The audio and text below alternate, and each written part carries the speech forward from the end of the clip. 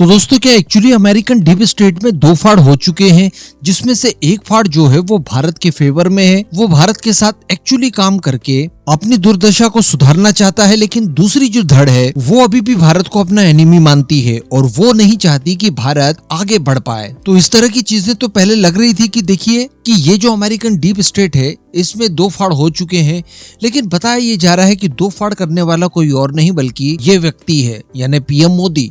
चलिए जानते ये सारी चीजें क्यों कही जा रही है और इसके पीछे का एक्चुअली मतलब क्या है। आप बस अपने खुद के इस चैनल को सब्सक्राइब जरूर कर दीजिएगा। तो देखिए डीप स्टेट में कभी भी इस तरह की चीजें नहीं हो सकती थी, इन सभी का मकसद एक्चुअली वही होता है।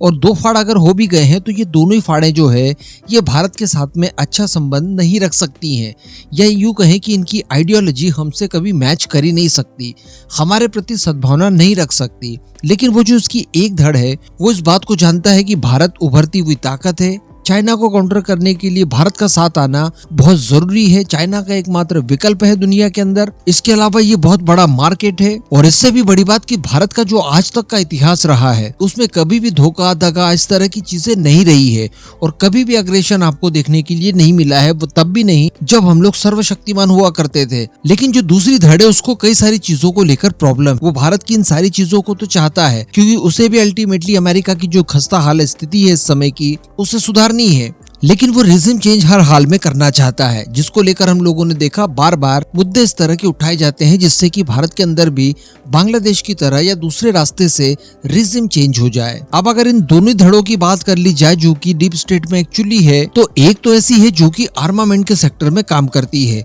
वो हथियार बेचती है। हथियार इस लेवल पर बेचने के लिए वो पागल है कि अगर उनके हथियारों की सेल्स घटती है तो वो दुनिया में दो पक्षों को लड़वा कर फिर हथियार बेचने में सक्सेस हो जाती है। इस लेवल की चीजें अमेरिका द्वारा की जाती है। हालांकि ऐसी रशिया भी पास्ट में कर चुका है, आज भी करता है, आगे भी करेगा। इन फ्यूचर चाइना जो उभर रहा है वो भी करेगा एंड संभवतः ये चीज हमें भी करनी होगी अगर हथियार बेचने हैं तो। आप खुद सोचकर देखिए, अर्मेनिया अजरबैजान कल हाथ मिला ले तो भारतीय हथियार अर्मेनिया खरीदेगा क्यों? वरना पाकिस्तान हमेशा से ही अमेरिका के इन्फ्लुएंस में रहा है। तो वहीं पर भारत और रशिया की दोस्ती हम जानते हैं शुरुआत से कैसी है। तो दोनों ही अपने अपने पक्षों को अगर समझा देते तो शायद ये मुद्दा आता ही नहीं, चार युद्ध होते ही नहीं।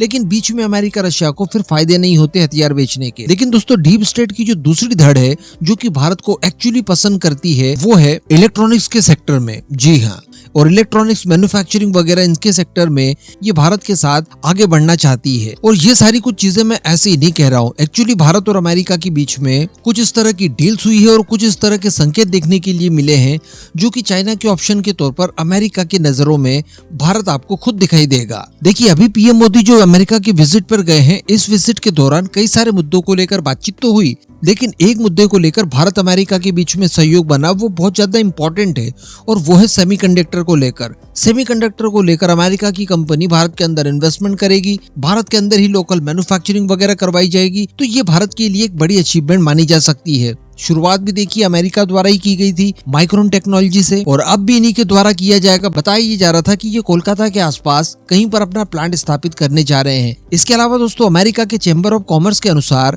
अमेरिका की 50 ऐसी कंपनियां हैं जो कि चाइना के अंदर इस समय स्थापित है और वो बिल्कुल अपना बोरिया बिस्तर पैक कर चुकी है और किसी भी समय वो चाइना से बाहर जा सकती है। और आपको जानकर आश्चर्य होगा कि इनमें से ज्यादातर कंपनियां जिनकी संख्या 15 बताई जा रही है वो इस समय भारत के अंदर एंट्री लेने के लिए बातचीत शुरू कर चुकी है। ये सारी चीजें मैं आपको बता दूं कि अमेरिका और चाइना के बीच में जो ट्रेड वॉर हो रहा है उसको लेकर घटित हुई है, क्योंकि अमेरिकन कंपनीज को पता है कि इन फ्यूचर हमें यहाँ से निकलना ही होगा, या फिर चाइना बर्बाद करके फिर वापस भगा देगा, या फिर हमारी गवर्नमेंट जिस तरह से रशिया के अंदर काम कर रही कंपनियों को बलपूर्वक वापस बुलाता है वैसे ही यहाँ से बुलाना होगा। इस वजह से ये लोग पहले ही अपना सारा सामान पैक करके दूसरी जगहों की खोज कर रही है, जिसमें से 15 कंपनियां भारत के साथ काम करने के लिए इच्छुक है और बातचीत कर रही है इस समय। हालांकि मैं आपको बता दूं कि इन 50 कंपनियों में से इंडोनेशिया, सिंगापुर, मलेशिया, इन देशों में भी कई सारी कंपनियां जा रही है, लेकिन 15 की बात की जाए तो वो सीधे सीधे अमेरिका आना चाहते। अब आप सोचिए कि अगर पूरी की पूरी डीप स्टेट बिल्कुल ही भारत के खिलाफ होती तो ये सारी चीजें संभव कैसे होती? 15 बड़ी स्थापित कंपनियां अगर भारत आ रही है तो इसका इम्पैक्ट भारत की अर्थव्यवस्था पर बहुत अच्छा पड़ेगा, सकारात्मक पड़ेगा। तो वो क्या करंट गवर्नमेंट के चलते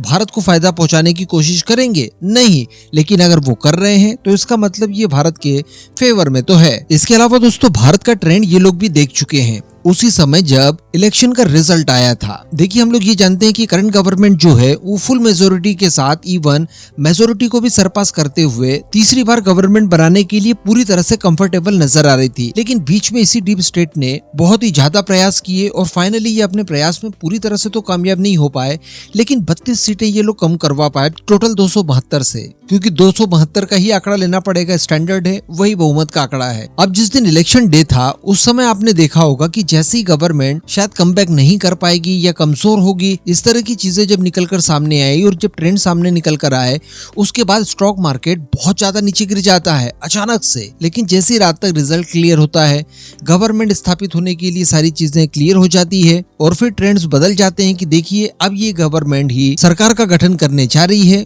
तब फिर वापस से स्टॉक मार्केट सुधरना शुरू हो जाता है और पहले वाले स्तर तक पहुंच जाता है। तो अल्टीमेटली बीच में इन्होंने देख लिया कि जो इन्वेस्टर्स हैं उन्हें भी इस गवर्नमेंट के अलावा किसी अन्य पक्ष के ऊपर बिलीव नहीं है। तो अगर ये गवर्नमेंट जाती है तो आप ये समझ लीजिए कि स्टॉक मार्केट, जीडीपी वगैरह, जितनी भी मैन्युफैक्चरिंग वगैरह हो रही है, इन सारी चीजों के ऊपर खासा इम्पैक्ट पड़ सकता है और भारत के अंदर काफी ज्यादा आर्थिक क्राइसिस जनरेट हो सकते हैं। अब अगर आर्थिक क्राइसिस जनरेट हो जाएंगे तो इसका मिसयूज तो वैसे भी खैर अमेरिका कर पाएगा, लेकिन वैसा नहीं कर पाएगा जैसा वो करना चाहता है, एक मजबूत भारत के साथ जो कि चाइना के खिलाफ मजबूती से सहयोग कर सके और अमेरिका को भी परेशानी के वक्त वो बाहर निकाल सके। इसलिए कुछ एक्सपर्ट्स का ये मानना है कि इस समय डीप स्टेट दो भागों में बढ़ चुका है। आधा नो डाउट अभी भी भारत के खिलाफ है, हर वो कोशिश कर रहा है रिजिम चेंज करने की, लेकिन जो आधा है वो भारत के साथ सहयोग करना चाहता है। इस पूरे विश्लेषण पर आपका क्या मानना, नीचे कमेंट करके जरूर बताइएगा।